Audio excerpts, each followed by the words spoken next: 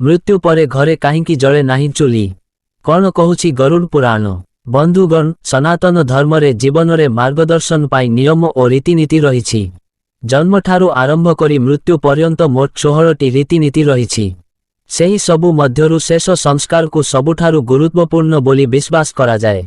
मृत्यु परे घरे एमिति किछि नियम रहिछि जाहा पालन करिबाकू पड़िथाए। साधारणतः मृत्यु परे घरे चुली जला होई न थाए, रोषेई निषेध हेइथाए। एहा पछरे किछि पौराणिक कारण रहिछि जाहा गरुड़ पुराण रे लिपिबद्ध होइछि। एहा आत्मार शांति, परिवारर दुख समवेदना एवं घरर परिष्कार परिच्छन्नता सुनिश्चित करिथाए।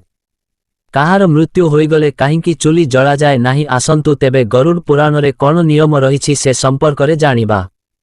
हिंदू धर्म ग्रंथ अनुसारे गरुड़ पुराण रे मृत्यु परे पालन कराजिबाकू थिबा नियम एवं रीतिनीति विषय रे एथिरे संपूर्ण भावे वर्णना करा जाइछि।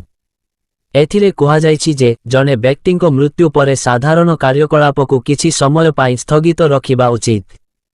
काहांकिना आत्मार शांतिपूर्ण यात्रा सुनिश्चित होई पारिबो एवं परिवार को शोक करिबा पाई समय मिली पारिबो।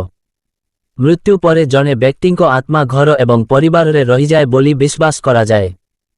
तेणु एही समय रे रोषेई करा जाई न थाए, नचेत एही सबु कार्यकलाप आत्मा को विचलित करि पारे। सेथिपाई मृत व्यक्तिंको आत्मा को समय देबा एवं परिवार को शोक करिबा पाई सुजोग देबा गुरुत्वपूर्ण। एथिसह मृत्यु परे जने व्यक्तिंको शरीर रे विभिन्न जीवाणु थाए जहा परिवेश सारा व्यापी जाए। तेणु शवदाह परे घर को संपूर्ण रूपे सफा करा जाए। तेणु शुद्धिकरण प्रक्रिया समाप्त हेबा पूर्वरु खाद्य रंधा हेबा एवं खाइबा स्वास्थ्य पाई विपदपूर्ण होई पारे बोली कुहा जाए।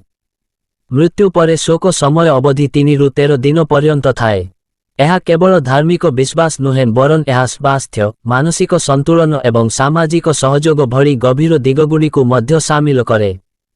शोकाकुल परिवार को रोषेई एवं अन्यान्य काम माध्यम रे समय देबा द्वारा सेमानंको दुख दूर हेबारे साहाय्य होइथाए। एही समय रे संपर्कीय एवं पड़ोसी माने मध्य खाद्य पठाई समर्थन प्रदान करंती, जहा द्वारा पारिवारिक बंधन मजबूत हेबा सह परिवार को सांत्वना प्रदान करिथाए। बंधुगण, वीडियोटी भल लागिले वीडियो को गोटिए लाइक, शेयर, मंतव्य सहित आमर सत्य गाइडर यूट्यूब चैनल को सब्सक्राइब करंतु। धन्यवाद। जय श्री कृष्ण।